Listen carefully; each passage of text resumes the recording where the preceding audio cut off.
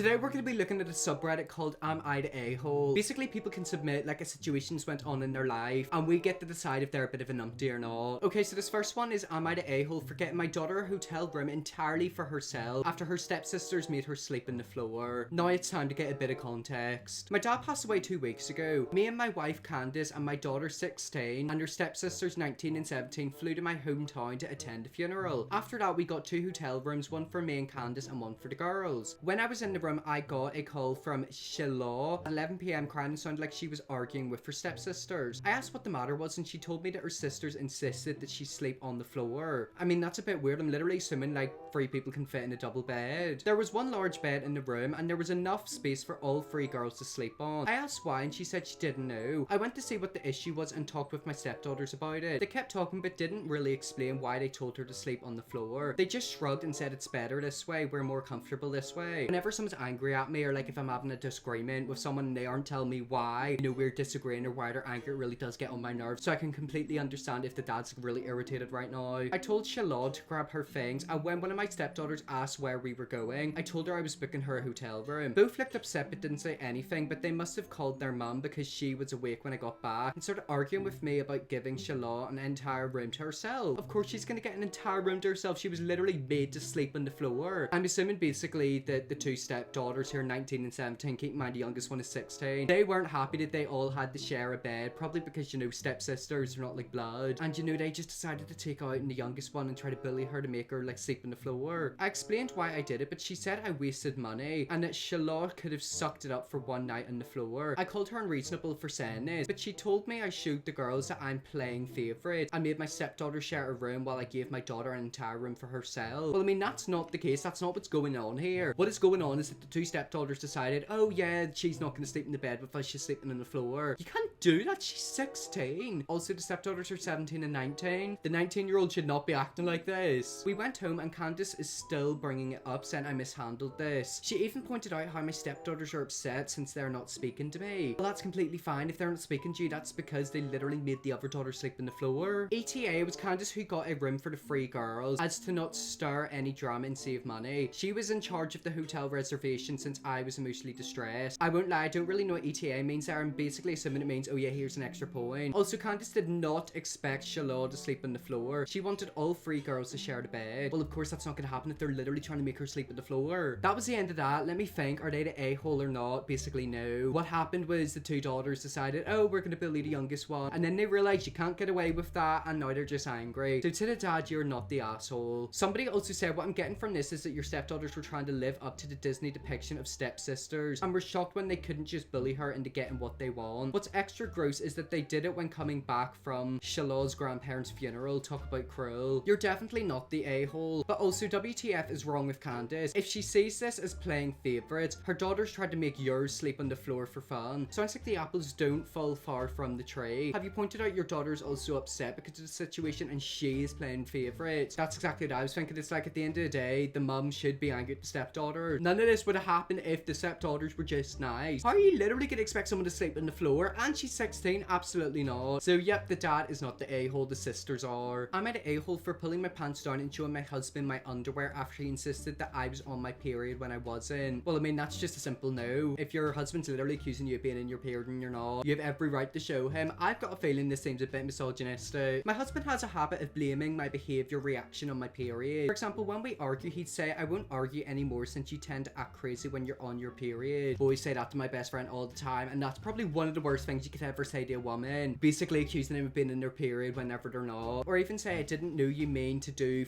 / say that, but couldn't help it since it's the time of the month for you. It's so irritating and prevents me from being allowed to express myself. It happened last night at dinner table. We had an argument about him forgetting to fill my car with gas after he used it, and when I expressed my frustration, he said, we will not talk about this now since you appear to be in your period. Honestly, I'm with you. You might as well pull your pants out in front of the restaurant and show him. I said that I was not in my period and this was just me feeling frustrated with him. He insisted we won't talk about this then and insisted he won't hear what I have to say since I was on my period and was being a rational journey argument. I snapped and had enough, so I got up, stood in front of him while he was eating and pulled down my pants and showed him my underwear. He made a grossed out face and shouted, F that's nasty, I'm eating my damn dinner, damn it. We had a full-blown argument and he said I acted horribly and ruined his appetite by pulling that nasty move. He told me to grow up and stop being spiteful over nothing. He keeps saying I grossed him out during the dinner and made him go to bed hungry. Am I the a-hole? Did I overreact? Absolutely not. Your husband is just using the fact that you're a woman, you get a period, to gaslight you. I mean, that happens a lot. I see a lot of men have a go at women, say, oh, she's just angry, she's on her period. It's like, no, women can be, you know, angry, upset, happy, sad whenever not on their period. You can't just blame that on everything. You're not the a-hole and your husband is a misogynist. He's weaponizing a sexist trope to belittle your emotions and avoid treating you like a person. And it sounds like you're a breaking point. At best, he has no respect for you, and at worst, I'd honestly say his behavior is crossing into emotional abuse territory. That's what I was thinking. He's accusing her of being in her period every single time she's angry with him. Imagine if men could get periods and women use that as an excuse for everything. Now that's something they wouldn't stand for, is it? Yep, all this. Original poster, you are not the a-hole, but this guy, woof. You were 100% justified in doing what you did. If he doesn't like it, he can just adjust himself to stop being such an a-hole. Nobody can just keep putting up with that crap over and over without snapping. I mean, yeah, that's true. So yep, you're not the a-hole. Don't worry, you're not. I mean, I kind of want to know what this guy looks like. I have a feeling in my head what he'd look like. I've just got a feeling he's a bit of an emotional guy. He doesn't like whenever he's told no. Am I the a-hole for telling my son's mum that he's staying with me while he recovers? My 9-year-old son needed hip bone osteoma surgery, and his mum and I scheduled it before his 3-week winter break. My ex and I share 50-50 custody, but I get him in winter breaks so she could take him out of our state to see her family in summer. The day before the surgery, she asked me if Rye could stay at her place to recover from the surgery. I asked her why, and all she said was that she wanted to be there. I said no. Rye has never had surgery, and it's a big deal for him. I don't want him to think that the first thing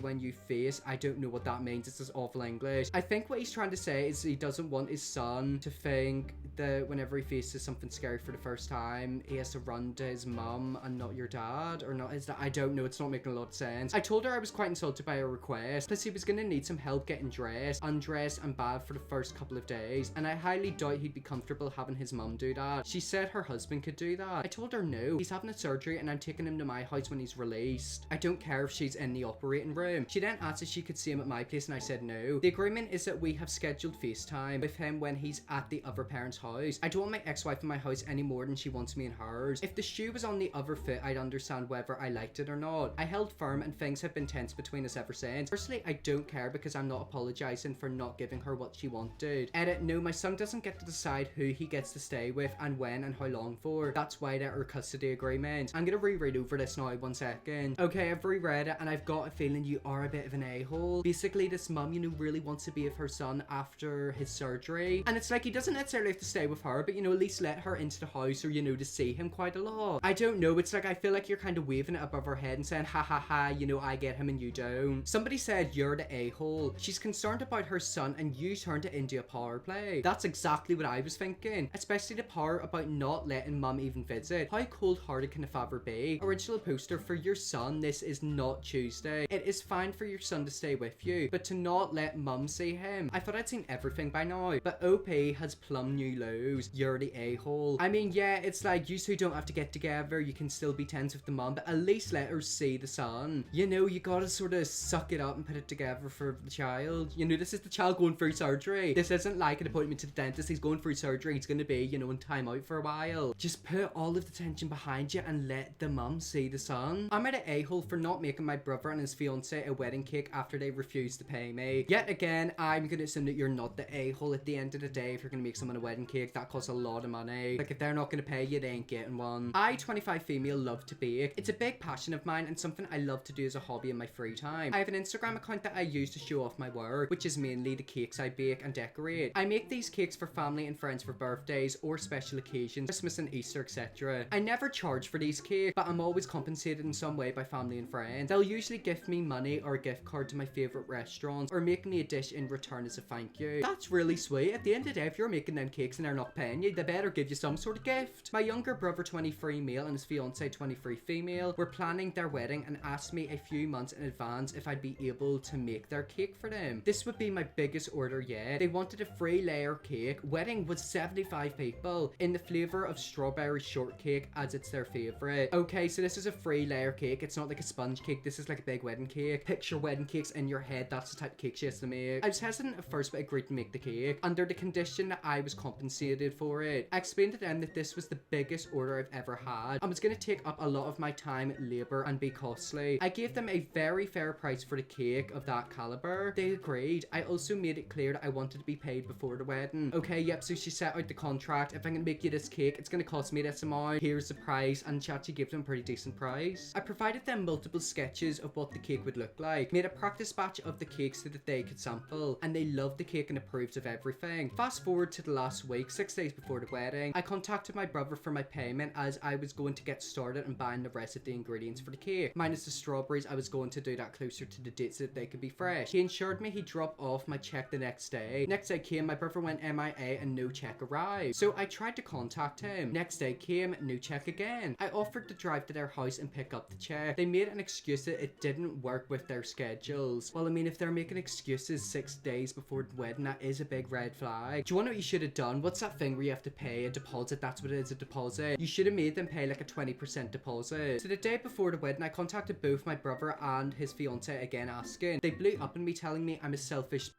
for charging them when I don't charge the rest of the family, and that they refused to pay but demanded me to make the cake. I said no and explained my terms again. I mean, yeah, do you want to know something? You're making a full-on wedding cake. If they're not gonna pay, they ain't getting it. If you can't pay, we'll take it away. Does anyone else remember that good old TV show? They called me a selfish a-hole and said I better make the damn cake. I again said no. So the day of the wedding, I decided not to attend due to the amount of disrespect they showed me. Well, my brother and his fiance and her family are now blowing up my phone, sending me all kinds of nasty messages. My family are trying to stay out of it, but don't think I should have screwed them like that. Am I the a-hole for not making the cake after they refused to pay me? Info, I was charging them $400. Okay, yeah, so basically they were trying to scam their way out of getting a $400 cake. You know, they're basically implying, oh yeah, we're gonna pay for it, and then they decided not to. So no, do you want to know something? You're not the a-hole. They're not getting a wedding cake. They had an intention of not paying you the whole time. They knew that. That's why they kept putting the check off. So yeah, to this person, you're not the a-hole. Your brother and his fiance are. And do you want to know something? I hope it ruined their wedding. Someone in the Reddit page said they knew exactly what they were doing. For anyone who's giving you a hard time about it, tell them you're certainly welcome to make a free wedding cake for them, not the a-hole. Yep, so just like I suspected, the person who is behind the cake business, you're not the a-hole, your brother is. I don't even have a brother, but honestly, if my brother was like that, I would cut them off immediately. Am I the a-hole for showing up at my ex's wedding in a pretty dress? Okay, so yeah. First of all, why would you go to your ex's wedding? And if you're turning up in a dress which is meant to wow people and take away from the people who are getting, you know, married, that is kind of an a-hole thing to do. Also, guys, this is going to be the last one, and it's a juicy one. My ex and I had a peaceful divorce. We co-parent our 3 children together, and there haven't really been many issues. My ex is being married to Stephanie. I like Stephanie. She has been great with my kids and makes my ex happy. My ex invited me to their wedding, and I was happy for him. It was my day with the kids, so it made sense for me to come, was his reasoning. When I arrived at the wedding, Stephanie thanked me for dropping the kids off and brushed me off. We had never had any issues before. I explained that I was going to stay for the reception, and she was very upset. I was confused because I assumed she knew I would be in attendance. It turns out she didn't consider I would actually accept the invitation. I told her that I was invited, and since I took the 2-hour drive, I would be staying for the entire duration. She didn't like this response. Stephanie asked me to leave, and I stood my ground. She went on to complain about my dress upstaging hers. My ex and former mother-in-law helped her to calm down, and the wedding shortly began. I thought that was the end of it, but later in private, Stephanie accused me of trying to ruin her special day. She is convinced that I wanted to show off and make the wedding about my divorce. She said it was rude for me to not leave after the bride requested it because it was her special day. I told her that I am not responsible for her insecurities, and once again reminded her that I have no interest in stealing back my ex. I mean, after reading all of that, yeah, you kind of do seem a bit like an a-hole. Yet again, I feel like she definitely had a specific intention. It's kind of like the cake people. It's like she's claiming that she had no intention to do something, but she just did have intentions. And also with the dress, usually there's like a dress code. I'm assuming you probably didn't follow that. You're an a-hole. I love when these posts are skewed to be, but I didn't do anything wrong. And then you see the dress and it's literally a red wedding dress. Okay, we're gonna click on the link. Let's see what the wedding dress looks like. I mean, if you literally look at that, it says woman's sweetheart full lace beach wedding dress. That is literally a wedding dress. Like, it's red right there, but it's also white there. So yeah, to verify, you are the a-hole. Just leave your ex alone. Like, oh, she just did have intentions, didn't she? But as per usual, they'll play it off like, oh, I only had good intentions. You know, deep down, I didn't have any bad or envy intentions. Well, anyways, guys, that is some posts from the Reddit page r/am I the a-hole. If you want to see me do more videos like this, let me know. I'm literally obsessed with the subreddit. Like, it's actually so juicy, and there's new stories every single day, so I can maybe make it a wee weekly series on this channel. I hope you all enjoyed this video. Thanks so much for watching this point of Reddit, and I'll see you all for a new video tomorrow.